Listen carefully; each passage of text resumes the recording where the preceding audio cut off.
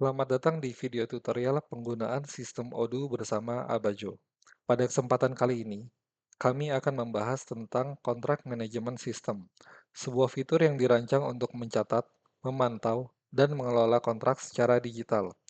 Fitur ini bisa membantu perusahaan atau organisasi untuk memastikan seluruh kontraknya terdokumentasi dengan baik, mudah diakses, dan lebih transparan.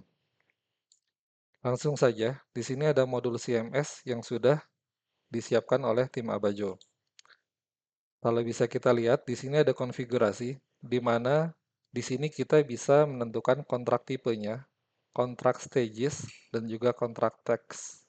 Di mana kontrak types ini berisi tentang jenis-jenis atau tipe kontrak yang ada di perusahaan atau organisasi. Lalu di kontrak stages, ini kita bisa menentukan flow dari kontrak yang sudah dibuat, baik itu dari draft, mulai dari draft, di review, permintaan revisi, sampai dengan ditandatangani lalu aktif. Lalu untuk di kontrak teks, kita bisa memberikan tanda bahwa kontrak tersebut apakah bersifat confidential, important, atau yang lainnya. Kita langsung ke demonstrasi pembuatan kontrak. Di sini ada kita klik tombol new, kita bisa isi judulnya.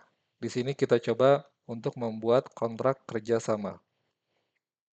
Lalu kita add, kita bisa isi kliennya.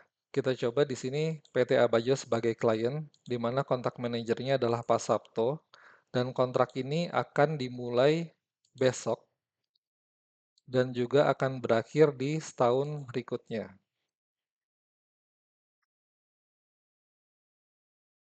Kontrak type-nya bisa diisi. Di sini kita coba sebagai consulting kontrak, di mana ekspektasinya di tanggal 17 ini akan ditandatangani. Dan lalu di sini ada informasi terkait dengan actual signing date. Actual signing date ini akan terisi secara otomatis apabila kontrak tersebut sudah ditandatangani. Lalu di sini ada keterangan kontrak amount, di mana apabila kontrak ini memiliki nilai uang bisa ditaruh di sini sebagai keterangan. Dan juga ada fitur recurring. Recurring ini bersifat untuk apabila suatu kontrak itu habis dan akan berulang, misalkan kontrak tersebut akan berulang per tahunnya gitu. Pada saat kontrak tersebut habis, secara otomatis sistem akan membuat draft kontrak yang baru. Lalu di sini ada fitur attachment untuk menaruh file dari kontrak yang asli. Di sini kita coba ada kontrak kerjasama. Lalu di sistem ini pula kita bisa langsung membaca isi dari kontrak tersebut. Apakah sudah sesuai atau belum. Di sini juga ada deskripsi yang bisa ditulis untuk mendeskripsikan kontrak ini terkait dengan apa. Apabila semuanya sudah sesuai, kita bisa save and close.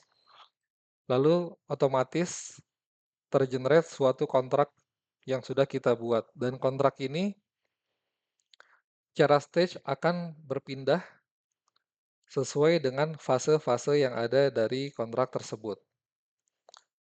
Kita coba proses. Setelah semuanya selesai, kita minta review.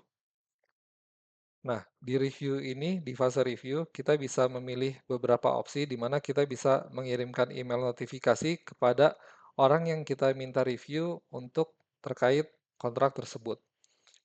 Lalu apabila sudah sesuai, kontrak tersebut bisa di-approve dan pada saat di-approve akan maju ke fase berikutnya yaitu under signing yang berarti sedang menunggu untuk ditandatangani. Tetapi apabila tidak sesuai kontrak tersebut, bisa melakukan permintaan revisi atau langsung mereject kontrak tersebut. Di sini kita coba misalkan kontrak tersebut tidak sesuai, lalu kita minta untuk revisi kembali. Nah, secara otomatis kontrak tersebut berpindah fasenya ke fase revise, di mana si pemohon bisa melakukan revisi kontrak agar sesuai dengan perjanjian yang asli. Setelah itu bisa dimintakan mereview kembali. Pada saat review kembali, kita coba untuk meng-approve karena semuanya sudah sesuai dengan kontrak yang ada. Kita approve, lalu secara otomatis tombol tersebut akan berubah menjadi sign, di mana nantinya seluruh pemangku kepentingan bisa menandatangani kontrak ini secara digital. Dan apabila kita sign, secara otomatis actual signing date-nya akan terrecord di sistem tersebut. Lalu ada penanda bahwa kontrak tersebut sudah approve atau sudah aktif. Kalau kita lihat di depan, nah secara part juga sudah berpindah, yang tadinya draft, sekarang kontrak tersebut sudah ada di fase sign. Nah, kita lihat apabila misalkan pada saat perjalanannya kontrak tersebut tidak sesuai kesepakatan dan seluruh pemangku kepentingan ingin menterminate kontraknya, di sini bisa kita lakukan tombol terminate. Alasannya bisa disertakan di sini, misalkan tidak sesuai perjanjian awal. Lalu termination date-nya bisa dipilih, misalkan kapan, pada saat di tengah-tengah kontrak itu berlangsung, lalu kita bisa langsung terminate kontrak. Nah, secara otomatis kontrak tersebut berubah statusnya yang tadinya approve atau aktif menjadi terminate. Lalu kita lihat di depan, secara card-nya berpindah dari tadinya sign ke terminated. Itu menandakan bahwa kontrak tersebut statusnya sudah pindah yang tadinya draft sampai ke sign atau ke terminated. Demikian tutorial singkat mengenai penggunaan kontrak manajemen sistem di Odoo bersama Abajo. Dengan memanfaatkan fitur ini, pengelolaan kontrak menjadi lebih terintegrasi, efisien, dan aman. Untuk informasi lebih lanjut mengenai implementasi sistem ini dalam bisnis Anda, jangan ragu untuk menghubungi Abajo. Terima kasih.